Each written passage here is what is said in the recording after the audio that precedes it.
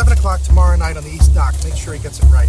But it's alive, and everyone on the planet's going to line up to appreciate it and everything done. People would say they could see the fleas. Oh, I could see the fleas. Mommy, can't you see the fleas?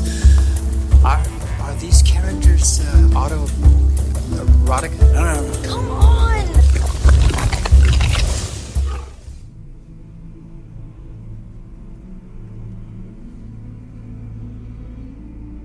Welcome to a special episode of the Jurassic Park podcast. I'm your usual host, Brad Jost, but today I'm handing the reins over to James Hawkins and Steve Hurrell of Jurassic Unicast as they sit down and chat with the legendary paleontologist and technical advisor on all the Jurassic films, Jack Horner.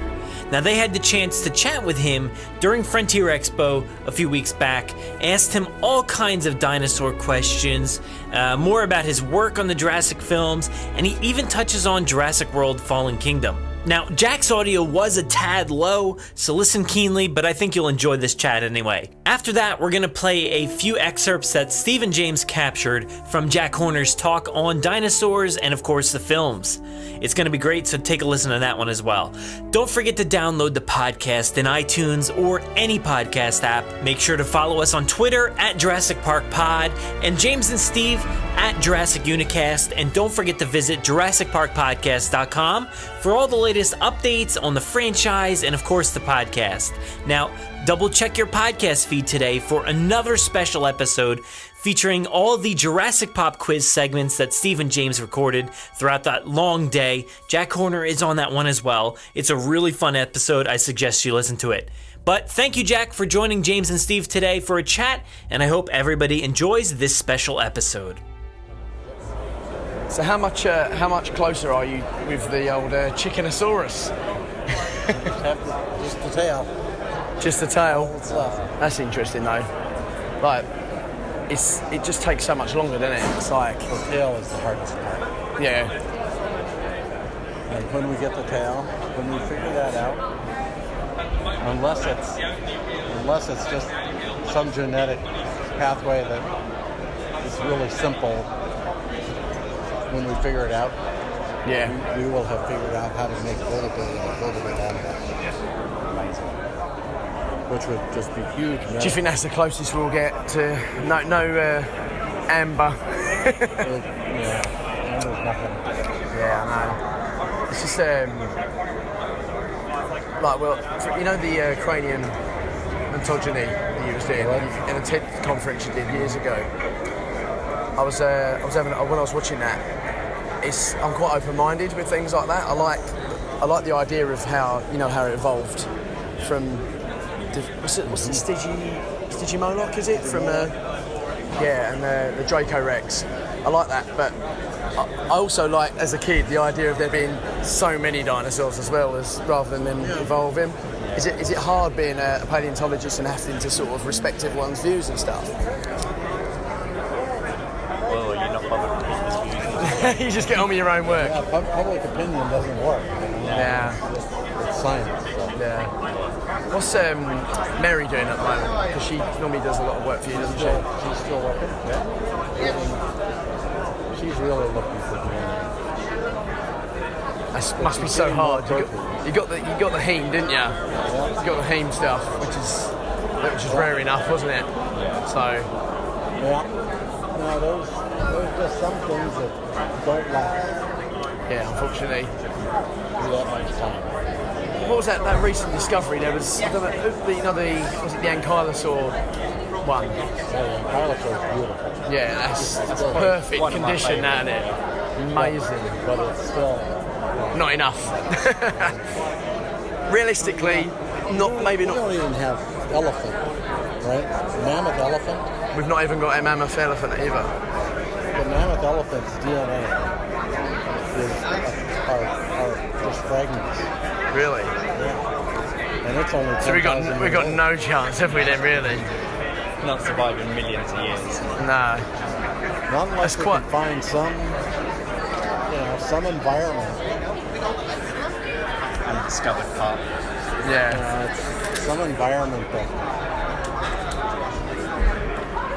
that would keep the molecule from coming apart. And I'm pretty sure that the proteins that we have are fixed with iron. So that's what keeps them from coming apart. And the blood vessels, and so elastin, which is a protein, hangs together, we think, because iron fixes it. So if we could find something that fixes DNA, It must be such a long process, like a year. How long have you, like, since you started? Like, how long have you? It must have been a while now. Well, you did that book was a 2009 your book, wasn't it? You did that one that you just signed. I think it was 2009. So it's been quite a long while now. So it's 10 years. Wow. So the movies make it look a lot more easier than it actually is. If only it was that easy. No. And we started the actual project a few years before the book was published. So you see that book, obviously do you not go around with the guy that wrote it with you? That Jim Gorman? Yeah. He's a science editor for New York Times. Oh, right, fair enough. So he helps you. Good writer. He just helps you publish it. Yeah, he's a good writer. How did you feel about obviously being such a the career that you're in, where the films are so, a bit far-fetched compared to what they would be in real life? How do you find, as a consultant, like, is it hard for you to not make, no, they wouldn't do that, they wouldn't be like that? I want it to be a good movie too. Yeah. I don't want it to be a documentary. Nah. So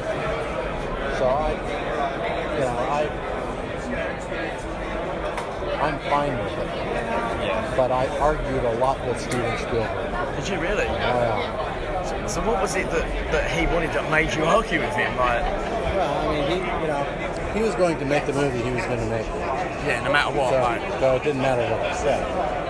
But I tried to, get as much science in as we could, and we got a lot more science into it than had to go. Yeah. I mean, the old dancing DNA guy was something. Yeah. People probably know more about DNA from that than they do in real life. Yeah. From reading, unfortunately, it's a shame, really, but it's how it is these days, especially with kids. They're not gonna it helps them in, to me.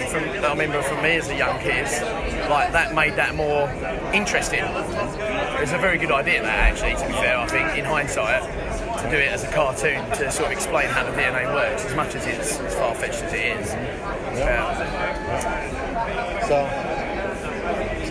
with the dinosaurs, like Stibsy Mohawk, right? Stibsy Mohawk is in the movie. I suppose it is, really. Yeah, what's your favourite dinosaur? Do you have one? You don't want to be the stereotypical T-Rex, do you? Myosaur. Do you know what? I thought, me and Steve was having a guess earlier on, I wonder what Jack Horner's favourite. I thought it might be a Triceratops. I don't know why. It's just something about that. I published a lot of papers about a lot of different dinosaurs. Yeah. But Myosaur is the dinosaur that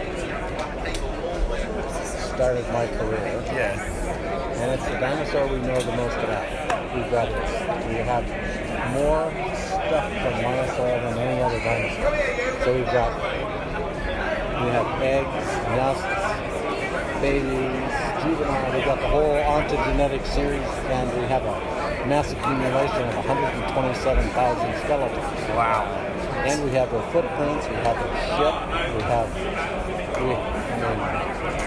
We just have so much information. Yeah, so much information. So did you still work? Is it Museum of the Rockies? Is that where you work now, or you finished there now? You're retired from there. Do you feel happy now you've retired from there? I filled it up. Filled it up. Just I bet the storage in them places is just incredible. It's the largest dinosaur collection in the United States. Wow. Is that the museum? Obviously, 'cause being over here, I've never been there. Is that the one with it's got the T-Rex outside the museum? Yeah. I've never seen It's photos. got a real T-Rex on the inside. Oh, really? Wow. We have 12 T-Rexes. 12. What's the biggest T-Rex that you've ever found in terms of size, like length? We've got one that's bigger than Sue. What? Oh, really? That's 42 feet, wasn't she, Sue? 42 foot, wouldn't she say? 40 foot. Yeah. So they do grow that big then, that's scary. Yeah. So Jurassic Park's he's quite accurate in that respect. But that's good. So leading back to the sort of films, in Jurassic Park 3, there was the Spinosaurus versus the T-Rex. Now, obviously, the Spinosaurus killed the T-Rex in the film. That was my doing. That was your Was that your doing? Oh, no. So, what was your thinking behind that? Like, what made you come up with that scene to sort of help them sort of come up with a story? Well, first off, Spielberg wanted a bigger dinosaur than T-Rex. Yeah. Spinosaurus is the only one. Yeah. And so... And it is a beautiful dinosaur. To be fair, it's perfect for its aquatic design, isn't it? Right. Really. And that's exactly what it did. It never would have been on land. No, that's what we've argued. Yeah, it never would have been on land.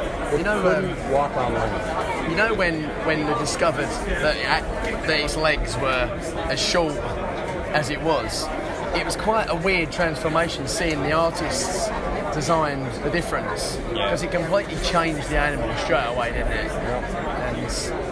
And it has flippers. Yeah, oh really? Wow. Its hands are flat. I mean, they're completely flat. Flippers. Oh really? So the actual gripping of the T-Rex's head flipping over. That was just for a movie. Movie effects. Yeah. Who was your favourite director to work with out of the three? Like in terms of like their style? Or can you not? Joe Johnson. Yeah, by far. Does he seem to be a little bit more, laid back? So laid back. Really? Yeah. He was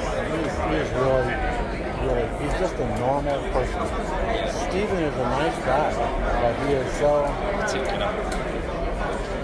He's so wound up. I've heard with Steven, he's very fast paced, the way he films stuff. And he doesn't argue with anybody. He's right all the time.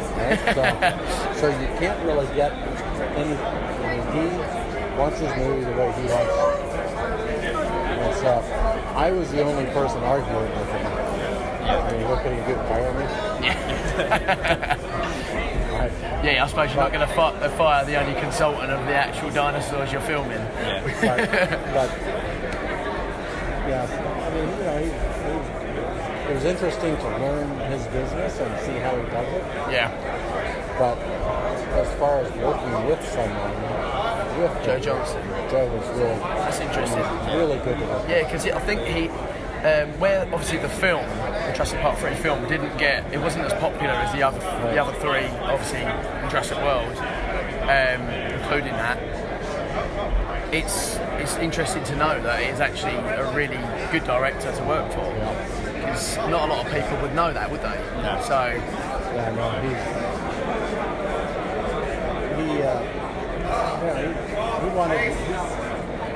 he was as interested in me learning what he was doing than the other way around. I mean, he took me to. I got to see every part of production of the set. But it's amazing that seeing Stanley Studios. I mean, I got not only to see the sets, but to see how they were made. And I got to see how every component of the movie worked, including putting the music in. Wow. We were fortunate enough last year. We went to the Royal Albert Hall to watch the live orchestra of Jurassic Park. And we had friends of ours at Jurassic Cast. We went behind the scenes and worked on the sound as well, didn't we? Like, I had a look at and saw all the percussion, and it's a lot of work. And it's amazing how all these teams come together to make a film like that. And 2 hour long film. 2 hour long film cut down. What's it like seeing them animals in the flesh when you see like the monsters like there? You mean the animatronics? The animatronics, Yeah, yeah. they're pretty cool. Yeah, I bet it's unreal. T-Rex, really fun. Is that your favourite one out of all of the animatronics, the T-Rex? It's the one they put the most work into, wasn't it? Spinosaurus was pretty cool because, anytime they had an animatronic, it wasn't a whole dinosaur. Yeah. It's only like a A whole torso. dinosaur, it's going to do the rest. Yeah. So, the T-Rex was, sort of the front half of it, and then the legs were completely separate. Wow. So when you see him walking, It's all CGI. no, it's anytime you see a piece of a dinosaur, it's an animatronic. Okay. But if it's the legs down, moving That's all around, it it's is. all CGI, yeah. No, if it's legs down, it's an animatronic, but it's just legs. They didn't make a whole dinosaur. Oh, right. They made the whole dinosaur in lots of pieces. So You'd have the upper torso of the yeah. the biggest animatronic they made for any of the movies was Spinosaurus. And its legs and everything forward. They all came missing separate and was stuff. filmed different times for different scenes. Yep. Yeah, no, that's cool. Oh, that's amazing. It's just And then there's one suit. what for a human? Yeah, one suit, and it's in Jurassic Park. And it's when you see the sort of between there's a scene where there's some furniture and you see the legs of, you see a raptor walking by. Oh, the kitchen scene. Yes. And he's tapping the claw. That's a Yeah, that's a human walking around. Excellent. I'd love to try that costume on, just wandering around. I won't be able to knock picture. You'd have too much. You'd have too much fun, like scaring people, though, wouldn't you? Yeah. Like jumping out at them and stuff. Yeah, but it's just the bottom. I mean, it's just So you wouldn't have the same effect. Just these massive legs. Steve, what are you doing inside them legs? It's good to hear like stuff that's not really released. Yeah, because the media kind of, they pick the bits they want to talk about, don't they? Yeah. Not the details that's really. I find that sort of stuff really interesting, like behind the scenes. Yeah. How do you think the franchise is going, like with the whole? And I think personally, the whole mixing of DNA with the hybrid stuff is human nature for me. I think that's what we do as a species. So do you think that, like in your opinion, that's like the way they're heading's good? Well, that's the Indominus was the most accurate dinosaur ever made. I thought it was. It's the most accurate Digitally, I dinosaur think it looks ever stunning. made. Yeah. It's basically a Because it was 50-foot designed. raptor, isn't it? It's a 50-foot raptor. Yeah. It's like perfect. Yeah, no, on fan forums you always get like, would a Spinosaurus or a T-Rex beat an Indominus? It's too much of a killing machine. Yeah. It's just that thing was just indestructible. Too Like intelligent. you needed that huge Mosasaurus to finish that off. Otherwise, it never would have stopped. You looking forward to the next film? So I assume you do watch them. Like you've watched them all, yeah. Because it's such a big part of your sort of industry, isn't it?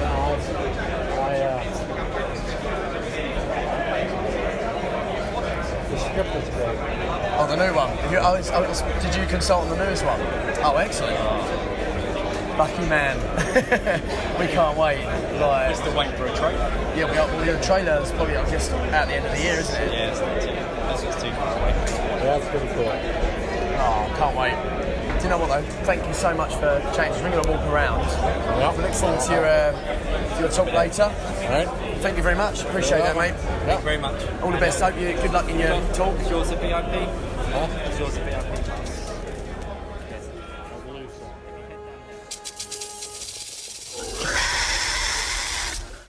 I was brought on by Steven Spielberg. I hadn't really met Michael Crichton. I met him on the way to the premiere of the movie, and at that time he asked me if it was all right if he made a character based on me, which was an interesting time to ask. And Steven asked me if I would work on the movie version, and he said my job was to make sure the dinosaurs looked as accurate as possible. And of course that meant as accurate as possible and as accurate as possible in computer graphics. And of course, if many of you probably know that the computer graphics were brought in to Jurassic Park in the middle of shooting. We started with claymation, and computer graphics were brought in the middle. And so you know, the very first scene that you see in Jurassic Park, where they're sitting on the hill looking out, this is basically the first computer graphics in this movie. And Alan Grant is looking out and, you know, basically says they really do travel in herds, and that's cool because obviously that's what I keep saying, right? The nice thing about being the technical advisor is you can prove yourself right.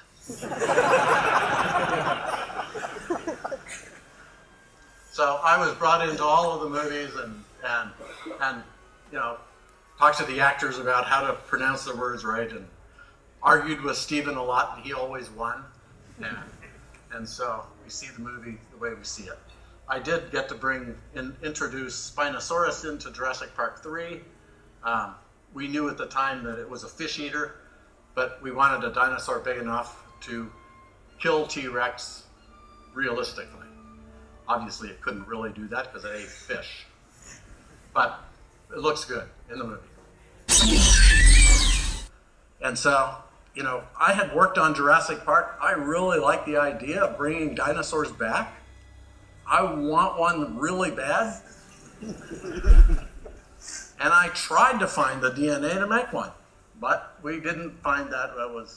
That didn't work. But, you know, birds are already dinosaurs. Everybody knows that, right? Birds are dinosaurs. So you don't really have to. I mean, we already have them. But if you look at the two, well, we're not going to make movies about chickens. We do make movies about velociraptors. So all birds are dinosaurs, not just one kind of, not just one kind of bird, but all of them. All birds are related to each other.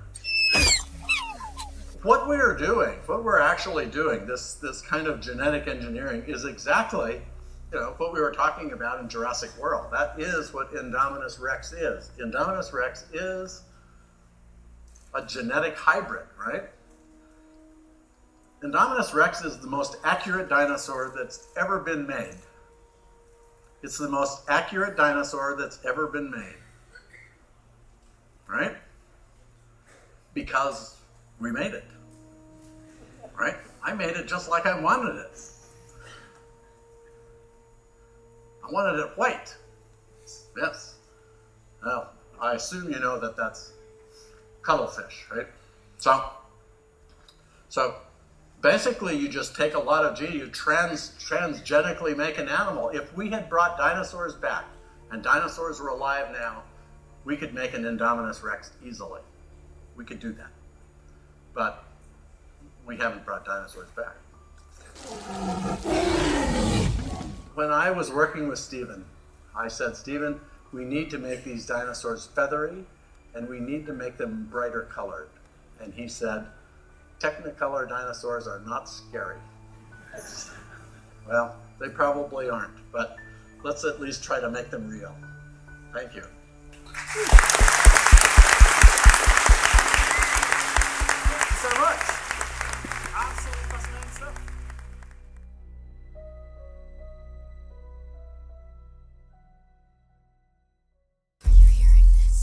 Make sure to visit JurassicParkPodcast.com to find all our past episodes, brand new news articles, information on how to contact us, and much more.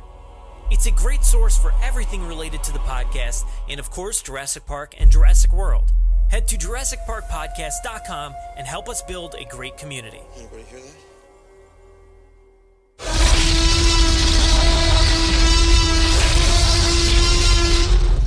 5 minutes. Drop what you're doing and leave now.